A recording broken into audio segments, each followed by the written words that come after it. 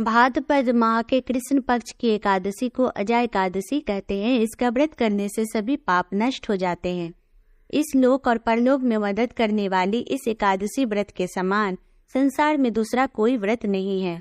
अर्जुन के पूछे जाने पर इस व्रत का विधान श्री कृष्ण ने बतलाया था। पौराणिक काल में भगवान श्री राम के वंश में अयोध्या नगरी में एक चक्रवर्ती राजा हरिश्चंद्र नाम के एक राजा हुए थे। राजा अपनी सत्यनिष्ठा और ईमानदारी के लिए प्रसिद्ध थे। एक बार देवताओं ने इनकी परीक्षा लेने की योजना बनाई। राजा ने स्वप्न में देखा कि ऋषि विश्वामित्र को उन्होंने अपना राजपाट दान कर दिया है।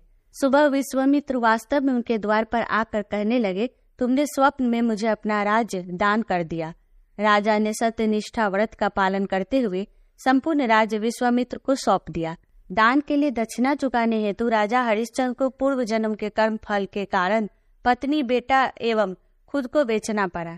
हरिश्चंद्र को एक डोम ने खरीद लिया जो शमशान भूमि में लोगों के दाह संस्कार का काम करवाता था। स्वयं वह एक चंडाल का दास बन गया। उसने उस चंडाल के यहाँ कफन लेने का काम किया, किंतु उसने इस आपत्ति के काम में भी सत्य का साथ नहीं छोड़ा।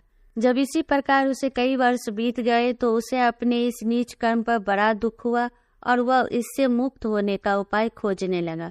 वह सदैव इसी चिंता में रहने लगा कि मैं क्या करूं, किस प्रकार इस नीच कर्म से मुक्ति पाऊं। एक बार की बात है, वह इसी चिंता में बैठा था कि गौतम ऋषि उसके पास पहुँचे। हरिश्चंद्र ने उन्हें प्रणाम किया और अपनी दुख भरी कथा सुनाने लगे।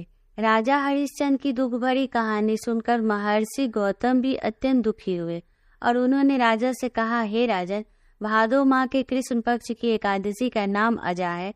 तुम उस एकादशी का विधान पूर्वक व्रत करो तथा रात्रि को जागरण करो, इससे तुम्हारे सभी पाप नष्ट हो जाएंगे। महर्षि गौतम इतना कहकर आलोप हो गए। अजा नाम की एकादशी आने पर राजा हरिश्चंद्र ने महर्षि के कहे अनुसार विधान पूर्वक उपवास तथा रात्रि जागरण किया। इस व्रत के प्रभाव से राजा के सभी पाप नष्ट हो गए। उस समय स्वर्ग में नगाड़े बजने लगे तथा पुष्पों की वर्षा होने लगी। उन्होंने अपने सामने ब्रह्मा, विष्णु, महेश आदि देवताओं को खड़ा पाया। उन्होंने अपने मृतक पुत्र को जीवित तथा अपनी पत्नी को राजसी वस्त्र तथा आभूषणों से परिपूर्ण देखा। व्रत के प्रभाव से राजा को पुनः अपने राज्य की प्राप्ति हुई। वास्तव में एक ऋषि ने राजा की परीक्षा लेने के लिए यह सब कौतुक किया था, परंतु अजा एकादशी के व्रत के प्रभाव से ऋषि द्वारा रची गई सारी माया समाप्त हो गई। हे राजन, यह सब अजा एकादशी के व्रत का प्रभाव था। जो मनुष्य इस उपवास को विधान पूर्वक करते हैं तथा रात्रि जागरण करते हैं, उनके सभी पाप नष्ट हो जाते हैं। इस एकादशी व्रत की कथा के श्रवण मात्र से ही अश्वमेध यज्ञ के फल की प्राप्ति हो जाती है। कमेंट में जय श्री हरि लिखें।